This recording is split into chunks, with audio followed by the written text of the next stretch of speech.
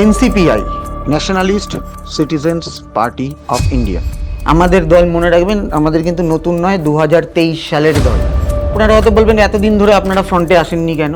আমরা বেশিভাবে এখন চর্চিত, তার কারণ 20 জন তৃণমূলের বিক্ষুব্ধ সাংসদ আমাদের সঙ্গে যুক্ত হয়েছেন।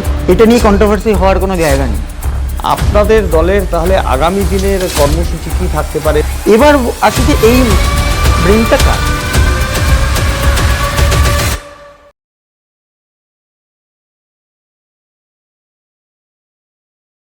নমস্কার, আমি সুপ্রিয় চক্রবর্তী। ওয়ান মিডিয়া এন্টারটেইনমেন্টের তরফ থেকে আপনাদের প্রত্যেককে জানাই স্বাগত। আজকে আমাদের এই পডকাস্টে আমরা পেয়ে গেছি দিব্যেন্দু বাবুকে, দিব্যেন্দু দাস। ইনি এনসিপিআই এর one of the founder member, অর্থাৎ যতজন ফাউন্ডার মেম্বার রয়েছেন তাদের মধ্যে ইনি একজন। আর আমরা আজকাল এই নামটা ভীষণ শুনতে পাচ্ছি, এনসিপিআই, একটা রাজনৈতিক দল যেটা সম্পর্কে আমরা সেভাবে কিছু জানতাম না। মানুষ জানতে চাইছে এই দলটা কি, তাদের আগে কি অবস্থা ছিল, তাদের উদ্দেশ্য কি ছিল, তাদের মেম্বার আজকে কতজন, ইত্যাদি ইত্যাদি। এই সমস্ত বিষয়টা আমরা জানবো। এবং এনসিপিআইতে এই যে রিসেন্ট যে চেঞ্জেসটা আমরা দেখতে পেয়েছি, যেখানে 20 জন এমপি, তৃণমূলের 20 জন এমপি এসে জয়েন করেছেন, সেই সমস্ত বিষয় নিয়ে আজকে জানবো। তাদের প্রতিষ্ঠা কিভাবে হলো, তাদের প্রতিষ্ঠাতা কে, ইত্যাদি, তাদের ফিলোসফি কি, এই সমস্তটা আমরা জানবো। আর জানবো আমরা আমাদের মধ্যে যাকে পেয়েছি, সেই one of the founder member mister Dibyendu Das. Sir, আপনাকে আমাদের পডকাস্টে ওয়েলকাম জানাচ্ছি আপনাদের। হ্যাঁ, তো আপনার কাছে প্রথম যে প্রশ্নটা থাকবে, আপনি একজন one of the founder member of this NCPI. আমাদেরকে একটু বলুন এই এনসিপিআই সম্পর্কে, এই দলটা কিভাবে সৃষ্টি হয়েছিল, কখন সৃষ্টি হয়েছিল, এর উদ্দেশ্য কী ছিল, ইত্যাদি। তখন মানুষ এটা সম্পর্কে ভীষণভাবে জানতে চাইছেন। NCPI, nationalist citizens party of India, এটা আমরা তৈরি হয়, আমরা ইলেকশন কমিশন অফ ইন্ডিয়ার থেকে আমরা বৈধভাবে রাজনৈতিক দল হিসেবে স্বীকৃতি পাই হচ্ছে 2023 সালের জানুয়ারি মাসে। এবার এনসিপিআই তৈরির একটা মোটো ছিল, মোটো আছেও। এর মোটোটা ছিল হচ্ছে যে এই উত্তীয় কুণ্ডু, মানে আমাদের ভাইস প্রেসিডেন্ট এবং আমাদের ফাউন্ডার প্রেসিডেন্ট মিসেস শিউলি কুণ্ডু, এই দুজন হচ্ছে মানুষ কিভাবে ভালো থাকবে, উন্নতি করবে, সেটার দিকে এনারা সবসময় চিন্তা রেখেছেন।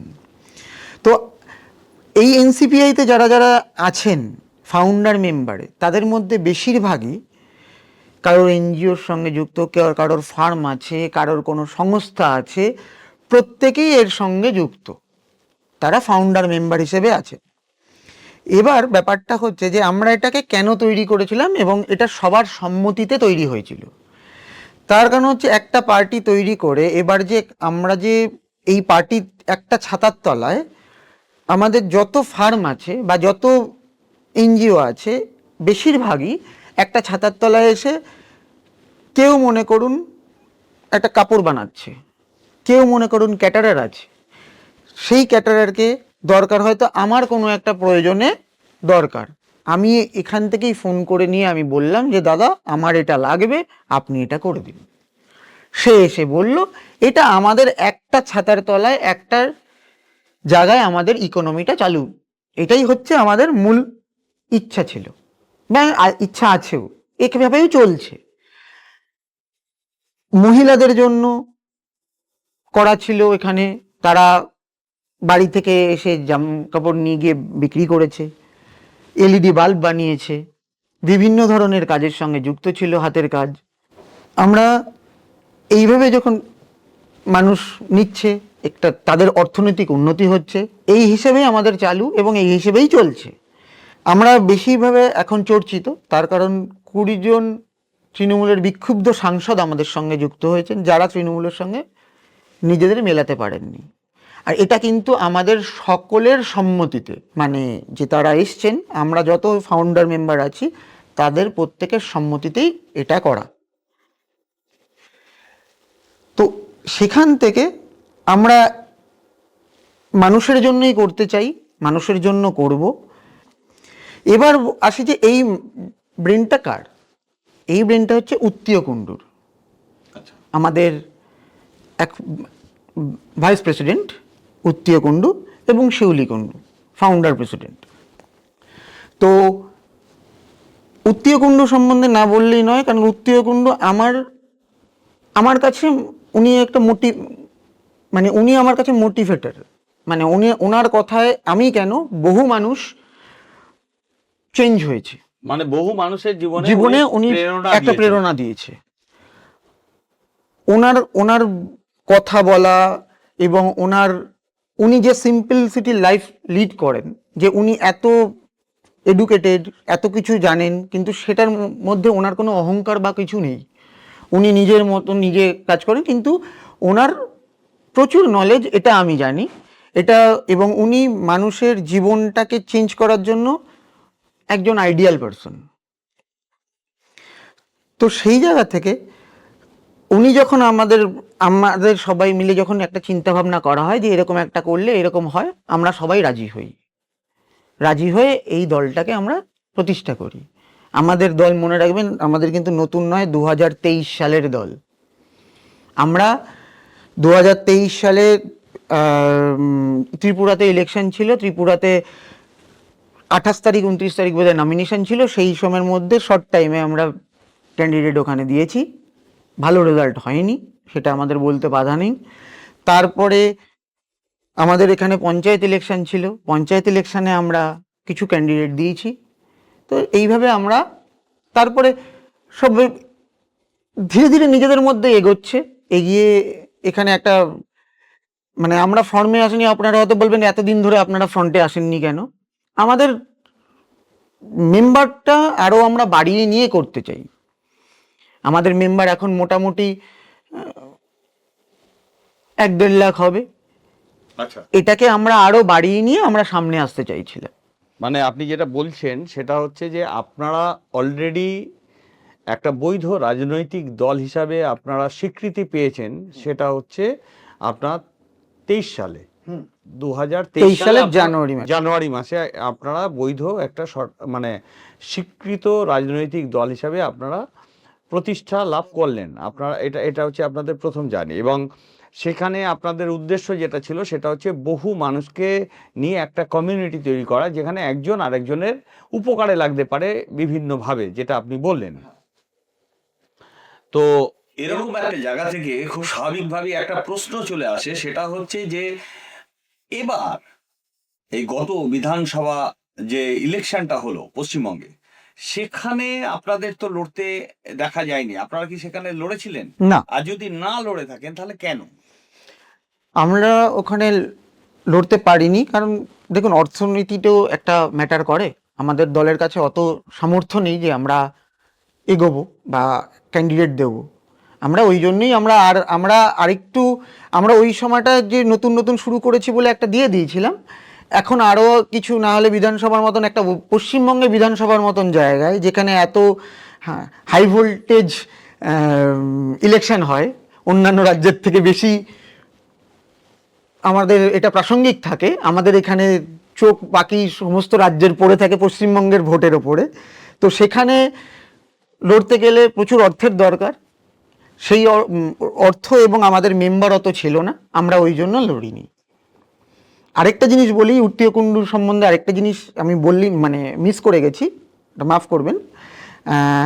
উত্তীয় কুণ্ডু অনেকের জীবনটা আরোভাবে চেঞ্জ করেছে। সেটা হচ্ছে যে উনি ওনার বাড়িতেই অনাথ ছেলে মেয়েদের এডুকেটেড করে কাউকে লয়ার বানাচ্ছেন, কাউকে সিএ বানাচ্ছেন।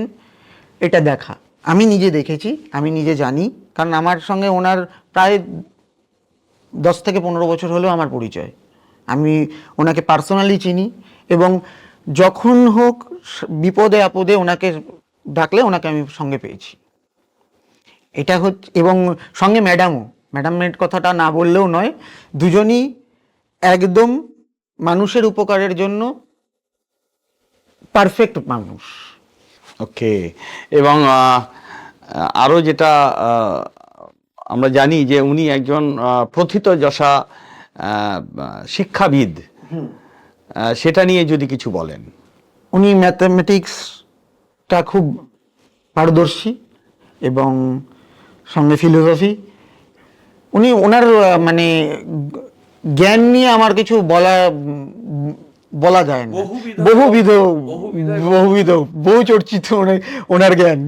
উনি সমস্ত বিষয়ে ওনার জ্ঞান আছে, এটুকুনি আমি জানি। যেটুকুনি আমি ওনার সঙ্গে কথা বলে বুঝেছি, উনি গভীর মানে অনেক ওপরের লোক, অনেক দূরদর্শী সম্পন্ন লোক।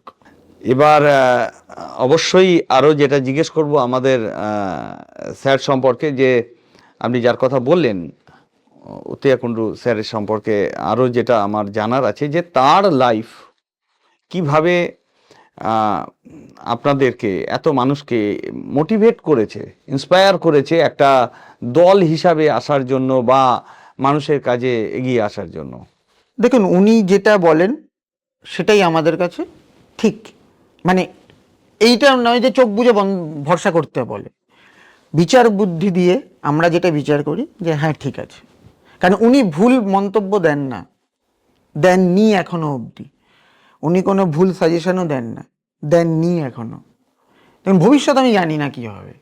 এখনো পর্যন্ত এই সিচুয়েশন অবধি কোনো ভুল বার্তা বা ভুল সিদ্ধান্ত আমার বলেননি।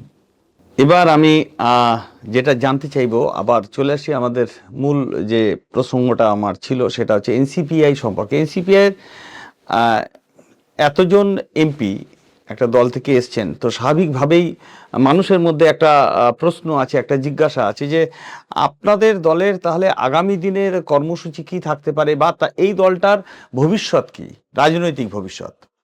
দেখুন, সেটা এখনো পর্যন্ত ডিসিশন হয়নি, আস্তে আস্তে আলোচনা সাপেক্ষ। এটা হোক, আগে এই প্রসিডিওরগুলো শেষ হোক, তারপরে বাকি নিয়ে আলোচনা করা যাবে। আলোচনা করব, সবারই মত আছে, এসছে যখন স্বাগতম সবাইকে। এটা দলের সবার সিদ্ধান্ত, একার কারোর সিদ্ধান্ত নয়। দলের সকলকে নিয়ে যারা যারা ফাউন্ডার মেম্বার আছে সবারই সিদ্ধান্ত যে হ্যাঁ ঠিক আছে, এটা নিয়েই এটা করা। আর মানে এটা নিয়ে কন্ট্রোভার্সি হওয়ার কোনো জায়গা নেই।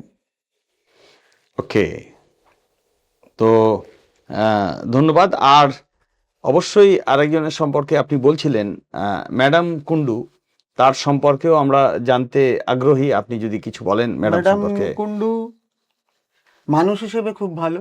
ম্যাডাম শিউলি কুণ্ডু মানুষ হিসেবে খুব ভালো এবং মহিলাদের জন্য প্রচুর কাজ করেন। উনি একটা মহিলা সংগঠনও চালান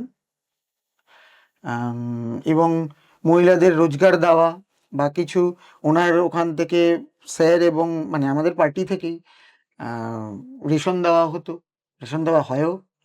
দিওয়ালিতে জামা কাপড় দেওয়া হয় পুজোর সময়, দিওয়ালিতে বা মানে আলো বাজি দেওয়া হয়, এখনো এটা চলছে, আগামী দিনেও চলবে। ম্যাডাম অর্গানাইজ করেছে, ম্যাডাম এবং স্যার দুজনে মিলেই এটা চলে। এখন ম্যাডাম তো প্রথম সভাপতি ছিলেন আপনাদের দলের। হ্যাঁ, দেখুন, ফাউন্ডার প্রেসিডেন্ট এখনো উনি হিসাব মতো। হ্যাঁ, রেজিগনেশন দিয়েছেন উনি, কিন্তু ফাউন্ডার প্রেসিডেন্টটা তো আর বাদ দেওয়া যায় না, ওটা প্রথম থেকে ইসিআইতে থাকবে। হ্যাঁ, তো উনি আছেন, উনি হয়তো রেজিগনেশনটা দিয়েছেন। উনি শিক্ষাতেও তো অনেক অগ্রণী এবং উনি নিজে একজন আইনজীবী।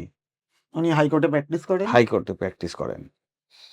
তো এই পর্যন্ত আমরা জানলাম আজকে এই দলটা সম্পর্কে, এই দলটার আদর্শ কি, এই দলটা কিভাবে প্রতিষ্ঠা পেয়েছিল, এবং এনসিপিআই এই দলটার গুরুত্ব আজকে আমাদের প্রত্যেকের কাছে এর গুরুত্ব কতটা সেটা আমরা সবাই ফিল করছি। তার কারণ এই দলটাতে আমরা দেখতে পেলাম যে 20 জন এমপি এসছেন এবং আপনাদের দলটা এনডিএ কে কি সমর্থন করছে, এনডিএ গভর্নমেন্টকে আপনারা সমর্থন করেন। সুতরাং সেই জায়গা থেকে যদি দেখি তাহলে এই দলটার রাজনৈতিক গুরুত্ব অপরিসীম। তার কারণ এটা চতুর্থ লার্জেস্ট দল যারা এনডিএ কে সমর্থন করছেন। আমি কি ঠিক বলছি? একদম। এবং ফলে এরকম একটা দল এবং সেই দলের তার শুরু, তার জার্নি এবং তার ফিলসফি, তার আগামী দিনের প্রজেকশন, এগুলো আমরা জানলাম।